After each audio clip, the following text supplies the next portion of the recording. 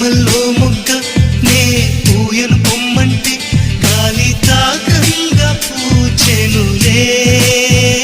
అయితే గాలి గెలిచిందననా లేక పూవే ఓడిందననా? రాళ్లలో శిల్పం